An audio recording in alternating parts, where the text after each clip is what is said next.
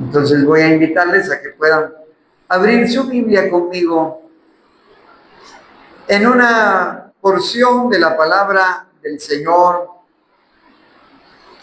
que nosotros llevamos la secuencia de la palabra, de las exposiciones de la palabra del Señor. Y estamos viendo el Evangelio de Mateo. Y hoy nos corresponde el capítulo 14, versículo 13 al 21. Por lo tanto, voy a suplicarles a que puedan ponerse de pie, buscar su Biblia y buscar la cita mencionada. Mateo capítulo 14, versículo del 13 al 21. Ahí vamos a leer la palabra del Señor. Cuando usted lo tenga, pueda decir un amén para que leamos la palabra de Dios. Amén. Muy bien, leemos entonces las Sagradas Escrituras que dicen de la siguiente manera. Oyéndolo Jesús, se apartó de ahí en una barca a un lugar desierto y apartado. Y cuando la gente lo oyó, le siguió a pie desde las ciudades. Y saliendo Jesús, vio una gran multitud y tuvo compasión de ellos y sanó a los que de ellos estaban enfermos. Cuando anochecía, se acercaron a él sus discípulos, diciéndole: el lugar es desierto y la hora ya pasada. Despide a la multitud para que vayan por las aldeas y compren de comer. Jesús les dijo: no tienen necesidad de irse, dadle vosotros de comer. Y ellos dijeron: no tenemos aquí sino 5 panes y 2 peces. Él les dijo: traédmelos acá. Entonces mandó a la gente a recostarse sobre la hierba, y tomando los 5 panes y los 2 peces, y levantando los ojos al cielo, bendijo y partió y dio los panes a los discípulos y los discípulos a la multitud. Y comieron todos y se saciaron y recogieron lo que sobró de los pedazos, 12 cestas llenas. Y los que comieron fueron como 5,000 hombres, sin contar las mujeres y los niños. Pueden sentarse. Aleluya.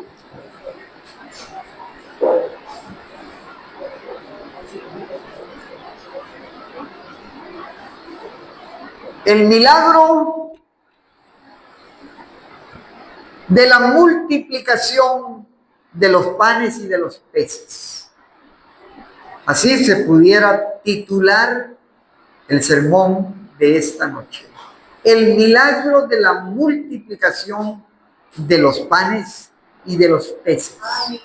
O también pudiéramos decir la alimentación de los 5,000. ¿Verdad? La alimentación de los 5,000. Este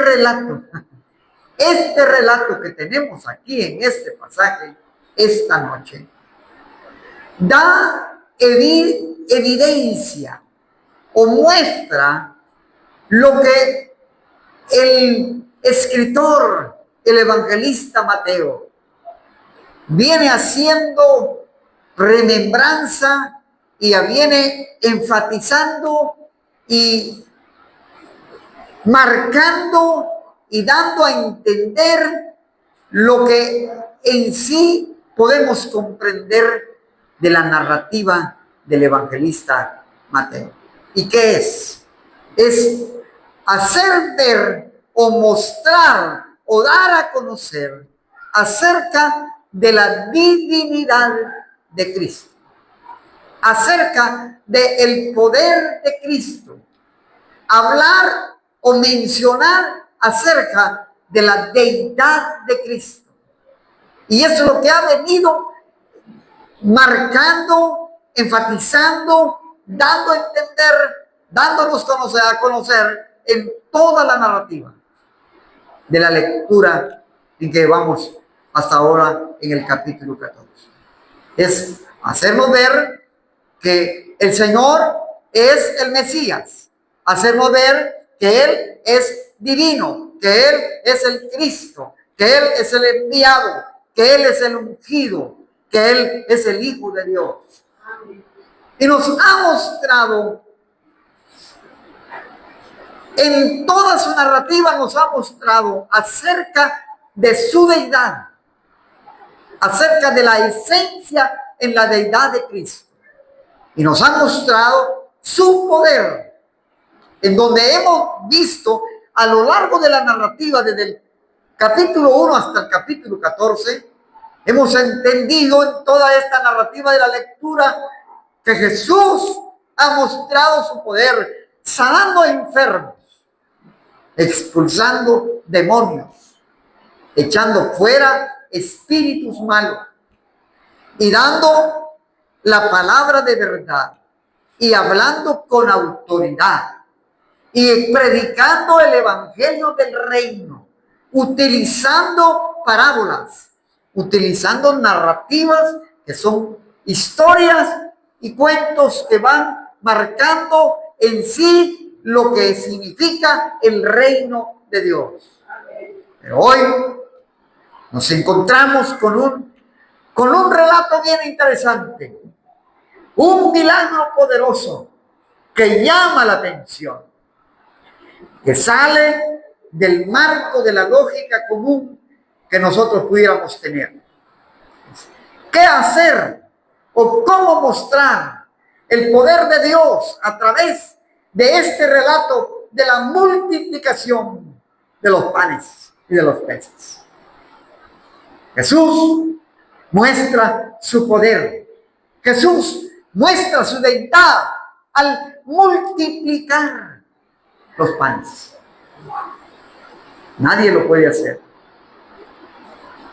Sin duda alguna, en la narrativa tenemos algunos detalles que son interesantes. Para que podamos comprender a ciencia cierta la narrativa completa, debemos de leer los 4 evangelios. Porque lo que no dice Mateo, lo dice Marcos. Y lo que no dice Marcos, lo dice Lucas. Y lo que no dice Lucas, lo dice Juan. Recuerden que las lecturas de los evangelios son narrativas de 4 visiones distintas. Son narrativas de 4 evangelistas. Son visiones de personajes que están narrando la vida, el ministerio de Jesús, y que nos muestran de alguna manera cómo ellos presenciaron. Uno vio un detalle o no hizo mención de ese detalle, pero otro lo hace. Lo que no hizo Marcos o lo que no dijo Marcos lo dice Mateo, y lo que no dice Mateo lo dice Lucas. ¿Y dónde podemos leer las narrativas de los demás evangelistas? En Marcos capítulo 6, verso 30 al 44. En Lucas capítulo 9, verso 10 al 17. Y Juan capítulo 6, versículo 1 al 14. Ahí tenemos las 3 narrativas que subsiguen a la narrativa de Mateo. Yo creo que algunas Biblias nos ayudan, por si tienen ustedes una Biblia Reina Valera, creo que es la que nos da algunos detallitos ahí, donde arriba ponen el subtítulo y la prescripción, ponen ahí las demás citas. Eso yo no quiero que ahorita lo vaya a comparar y que lo vaya a leer, porque se va a llevar un tiempecito estar leyendo y no comparando. Pero le voy a narrar o le voy a explicar algunas cosas interesantes en esta narrativa. Porque el énfasis, el corazón de la lectura de hoy radica en el poder del Salvador, en el poder de Jesús, radica en el milagro obrado por Jesús. Hay algunos detalles que Mateo no lo hace mención, pero que eso no nos inquieta mayor cosa. Porque cuando uno lee los demás evangelios, uno va encontrando y uno va entendiendo la narrativa y va uno pensando que los evangelistas mencionan los detalles y los pormenores de esta historia.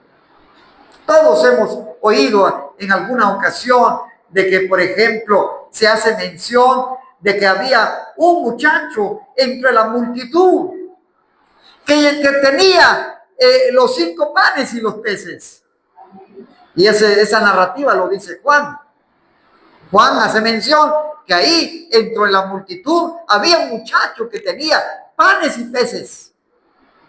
Bueno, probablemente en la narrativa de Juan, este muchacho que iba en la multitud, que estaba en la multitud, probablemente había llevado como decimos nosotros, su lunch, ¿verdad? Su refacción, su comida para el camino, o su refa por ahí, ¿verdad? Que la llevaba, pues era de él. Pero los demás evangelistas no lo hacen mención, pero Juan lo menciona.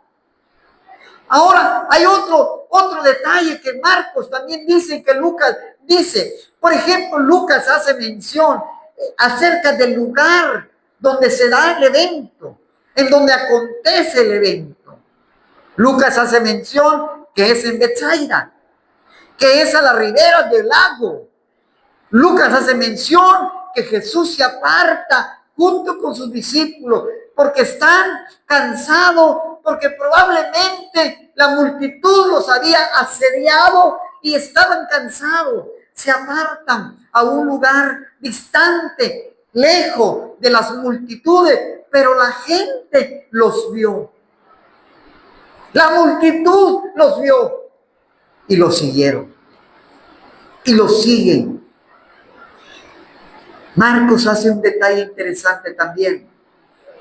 Cuando dice que Jesús vio a la multitud que estaban y que cuando él las miró, sintió un sentimiento de compasión para ellos y vio que estaba la multitud y que parecían que eran ovejas sin pastor. Estaban desamparadas. Así lo narra Marcos, que está mencionando que Jesús vio a la multitud y que las vio como ovejas que están sin pastor, que están dispersas, que no tienen un guía, que están solitas, que están al desamparo. Vio la actitud de las personas con aquella actitud de amor, de compasión, que solo él podía ver al hombre y a la mujer. En Jesús miramos a un Jesús compasivo, a un Jesús que no tenía los prejuicios de los religiosos. Los religiosos miraban a las gentes con ciertos prejuicios. Peor si no eran judíos, peor si eran gentiles. Eran personas que miraban a los demás con algún cierto descrédito, desmérito, porque no eran como ellos, porque no actuaban como ellos, porque no eran parte de ellos. No mostraban amor, no mostraban esa compasión por las almas que eran necesitadas. Pero Jesús rompe el esquema, Jesús rompe el paradigma de lo religioso. Jesús rompe el esquema como ellos se manejaban, el parámetro como que ellos medían a los demás. Jesús ve a las gentes, los ve con ojos de compasión. Así ve Jesús. Y así lo ve todavía Jesús. Y aún Jesús ve al ser humano con amor. Para Él no hay estratos sociales. Para Él no hay barreras económicas. No hay un estrato social, que el que tiene más, que el que tiene menos, que el que no tiene nada. Para Él es lo mismo el rico y el pobre, el intelectual y el que tiene poco conocimiento, el que es de buen nombre y de buena familia, como el que es de familia sencilla y humilde. Para Jesús, todos son como ovejas que están dispersas, que siente compasión, que siente amor, que Jesús no estigmatiza al hombre y a la mujer, que porque este es pecador, que porque esta es pecadora, que porque este tiene este calificativo de la gente, Él no ve ese estigma en el ser humano. Él mira a todos por igual. Él tiene compasión del ser humano a pesar de su condición. Y que no importa la condición en que esté el ser humano, para Él, para Jesús, nos ve con ojos de amor y con ojos de misericordia. Alabado sea su nombre. Valemos igual. Somos iguales. Somos necesitados delante de Dios. Dice la lectura del Evangelio de Mateo: oyendo Jesús, se apartó de ahí en una barca a un lugar desierto y apartado. Y cuando la gente lo oyó, le siguió a pie desde las ciudades. El evangelista ha venido narrando acerca de cómo la gente seguía a Jesús. Ahora, esto me da una pauta para pensar. ¿Cuál era la razón por qué Jesús atraía las masas? ¿Por qué Jesús atraía a la gente? ¿Por qué Jesús era carismático? ¿Por qué tenía carisma? ¿Por qué Jesús tenía ese carisma que atraía a la gente, que llamaba la atención de los demás, de los oyentes? Había algo en él, había una razón en él. Quizás era el amor que mostraba. Eso veía la gente, el amor. Y otra cosa que el evangelista lo ha venido diciendo y lo ha venido enfatizando, que la gente le seguía porque le gustaba oírlo, porque le gustaba cómo enseñaba. Le gustaba a la gente que él hablaba con dos maneras, de dos formas: con autoridad y con sabiduría. Cosa que tal vez en la sinagoga no la podían oír. Quizás había conocimiento de los líderes religiosos en la sinagoga. Sabían mucho, conocían mucho, habían leído mucho, habían estudiado bastante, conocían la ley a perfección, sabían todos los pormenores de la ley y sabían cómo interpretarlo. Pero faltaba algo en sus palabras. Faltaba esa sabiduría que viene de Dios. Faltaba ese poder que viene de Dios. Faltaba esa autoridad que está en las palabras, que solo Dios hace que las personas lo tengan. Y que no importa si la persona tiene conocimiento o no tiene conocimiento, si es letrado o no es letrado, si tiene estudios o no tiene estudios, pero cuando el Espíritu de Dios está en el hombre y la mujer, esas palabras salen con autoridad y salen con una gran sabiduría. Y eso es lo que hace que la gente pueda escuchar con atención y pueda prestar atención a las palabras. Y eso lo veían en Jesús. Aunque podemos hacer mención que a Jesús le seguían distintas clases de tipos de personas. Distintas clases de tipos de personas. Había una clase de personas que le seguían porque él lograba milagros y querían un milagro, necesitaban un milagro, estaban urgidos por un milagro. ¿Por qué? Porque estaban enfermos. ¿Por qué? Porque tenían una necesidad física. Por eso seguían a Jesús para sus milagros. Otros seguían a Jesús porque pensaban que Jesús les podía solucionar sus problemas. Tenían problemas y querían que Él solucionara sus problemas. Lo habían visto, lo habían conocido, habían oído su fama, sabían de su fama y querían que Él solucionara sus problemas. Pero otros le seguían. ¿Sabe por qué? Porque lo estaban espiando, porque querían probarle, porque querían tentarle, porque querían provocarle, porque querían que Él se equivocara, para que luego pudieran tener una base, un sustento para poder desacreditarlo.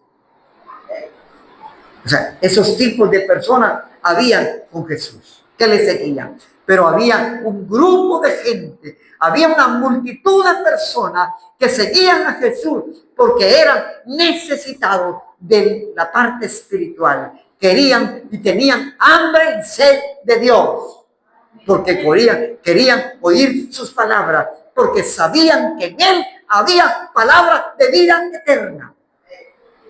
Seguían a Jesús porque Él tenía palabras de vida eterna.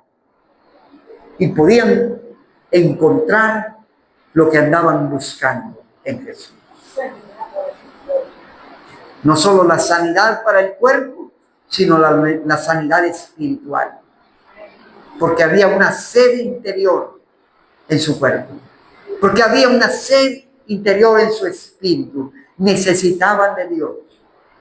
Al igual que hoy, hermanos. Hoy en día tenemos distintas clases de personas que están.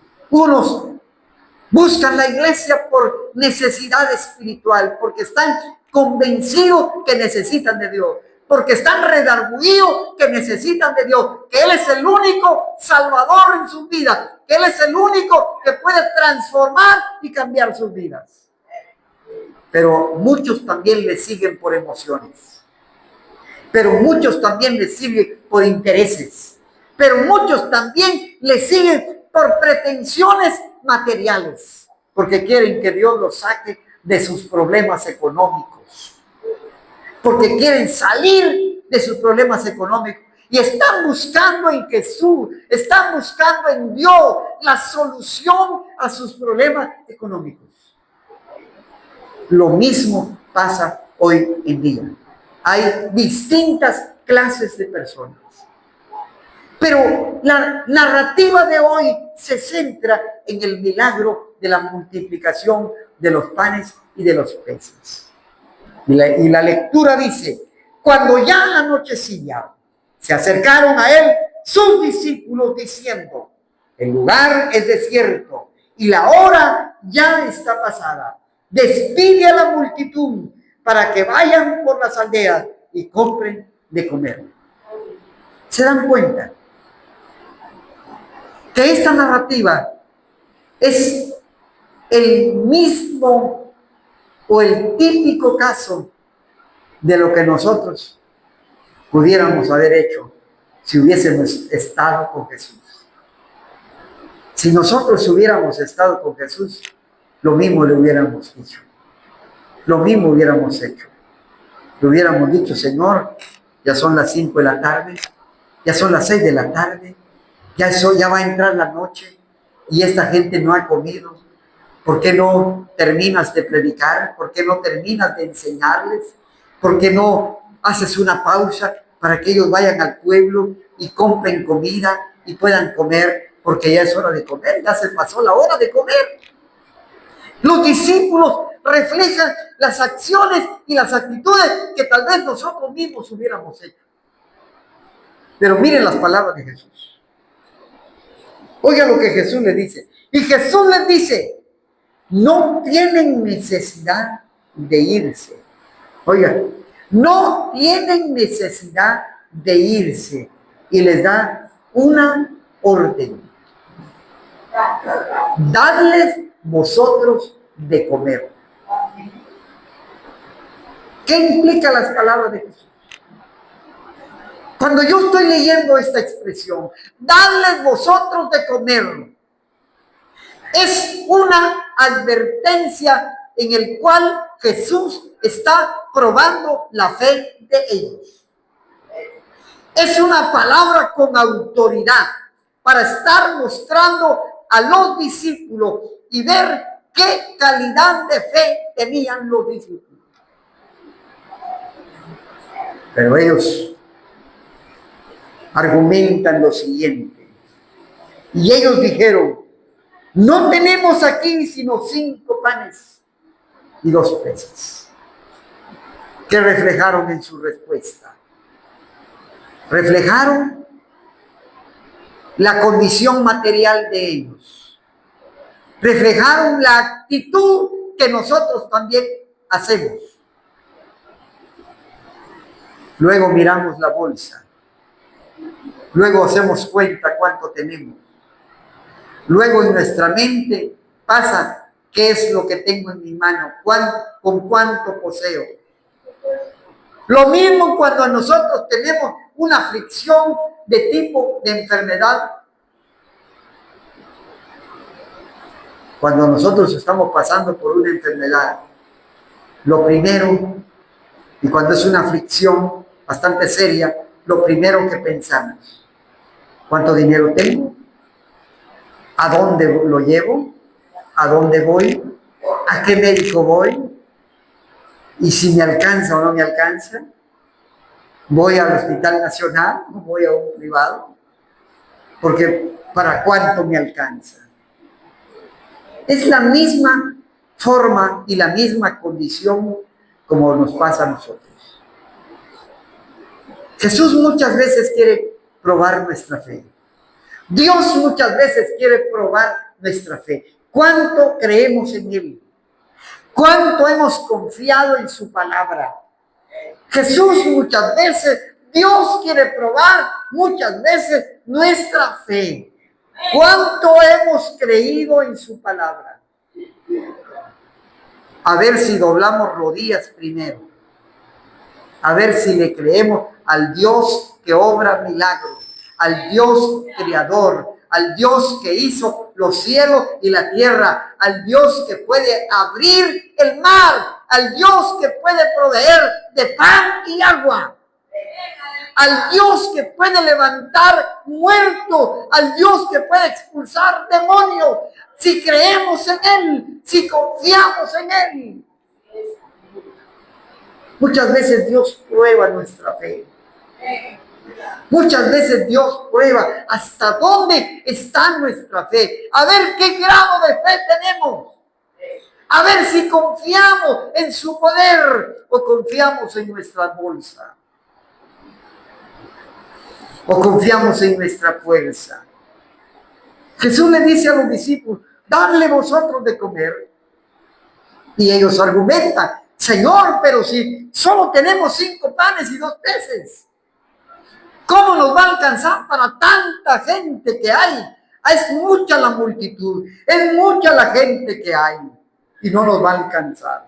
Él entonces les dijo, oiga, ¿qué les dijo? Traédmelos acá. Entonces mandó a la gente que se recostase sobre la hierba y tomando los 5 panes y los 2 peces y levantando los ojos al cielo, bendijo y partió y dio los panes a los discípulos y los discípulos los dio a la multitud. Pero a mí me gusta la forma en que lo narra Mateo. Cuando dice, traérmelos acá y les da la orden y les dice, hagan que se recuesten todos, hagan que se ordenen todos, hagan que todos esperen el momento de que se les va a dar su pan, se les va a dar su comida. Jesús estaba seguro. Jesús tenía plena seguridad de que Él iba a orarle al Padre, de que Él iba a hacer el milagro de la multiplicación. Ellos no lo sabían.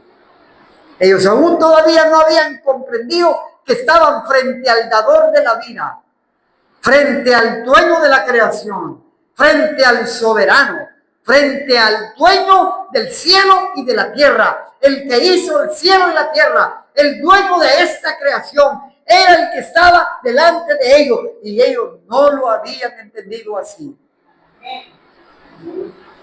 Ellos no habían dimensionado que el que estaba frente a ellos era el que podía multiplicar los panes y los peces.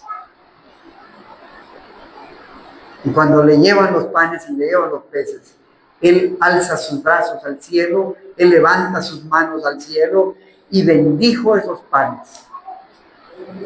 Y les dice a sus discípulos, vayan y repartan. ¿Puede usted imaginarse? Podemos imaginarnos el milagro de la multiplicación viéndolo ellos con sus propios ojos. Después de solo mostrar 5 panes y 2 peces. Y que aquellas cestas, me imagino, se estaban llenando de panes. Sacaban y no se terminaban.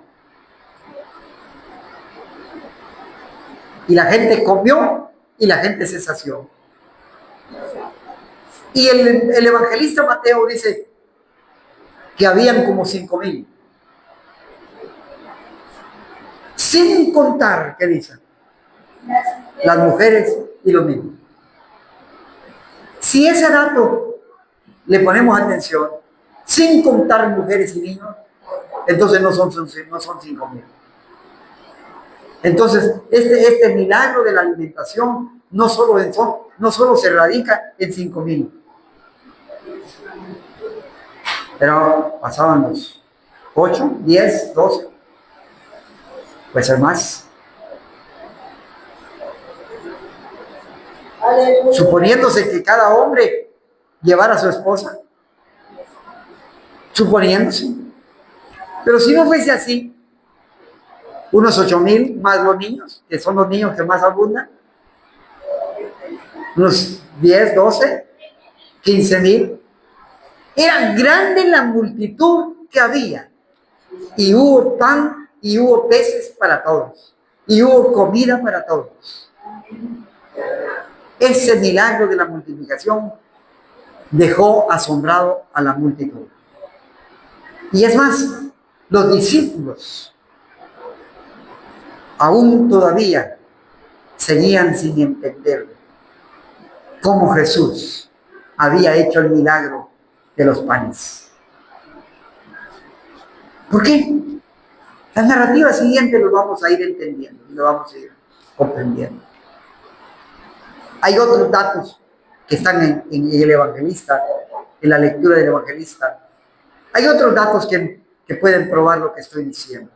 Que aún todavía los discípulos no habían comprendido y no habían dimensionado hasta dónde era el poder de Jesús. Hasta dónde estaba la dimensión del poder de Jesús. El haber multiplicado los panes y los peces fue un milagro maravilloso. Fue un milagro poderoso que dejó con asombro a la gente. Y por eso nosotros, hermanos, hoy debemos de estar seguros que el Dios que tenemos es el Dios de milagros. Es el Dios que no ha cambiado. Es el Dios que sigue siendo el mismo de ayer, de hoy y de siempre. Es el Dios que puede hacer milagros, puede obrar milagros. Para Él no hay nada imposible. Así como multiplicó los panes, así como multiplicó los peces, así como alimentó a la gente que estaba hambrienta y sedienta, no solo de la palabra, sino que también de su cuerpo físico, así como los alimentó. Ese mismo Dios, ese mismo Jesús está hoy con nosotros y su poder no ha cambiado. Su poder no ha cambiado. Sigue siendo el mismo. Solo nos falta ¿qué? Fe. Nos falta fe. Nos falta que creer más en Él. Confiar más en Él. Nos falta depositar nuestra fe en Dios. Y creer que Él es el que puede hacer todas las cosas. Bendito sea el nombre del Señor. Qué milagro maravilloso, ¿verdad? El haber alimentado a estos 5,000, el haber multiplicado los panes. Por eso muchas veces nosotros en nuestra vida cotidiana, y con esto voy a terminar, muchas veces en nuestra vida cotidiana, en nuestra vida común, a veces decimos, si el Señor pudo obrar, si el Señor pudo hacer el milagro de los panes y los peces, ¿cómo no va a hacer también Dios lo mismo en nuestro hogar? ¿Cómo Dios no va a multiplicar lo que tenemos en nuestra casa? ¿Cómo Dios no va a hacer el milagro en nosotros? Si tan solo creemos en su palabra, si tan solo creemos en su poder, porque Él lo puede hacer. Así es que no hay nada que sea difícil para Dios. No hay nada que sea imposible. No hay nada que Él no pueda hacer. Dios tiene el poder para hacerlo. Bendito sea su nombre. ¿Cuántos se gozan en esta noche? Tenemos un Dios poderoso, ¿sí o no? Tenemos un Dios poderoso. Tenemos un Dios que no cambia. Tenemos un Dios que permanece. Tenemos un Dios que sigue siendo el mismo. Que Él sigue obrando igual. Igual. Lo que tenemos que hacer es creer más y más en Él. Bendito sea su nombre. Pónganse de pie. Vamos a darle gracias al Señor por su palabra. Vamos a orar, agradeciendo al Señor por su bendita palabra en esta noche. Oremos. Amantísimo Dios que estás en los cielos, gracias te damos, Señor, por tu palabra maravillosa y porque en esta noche tu palabra ha sido expuesta.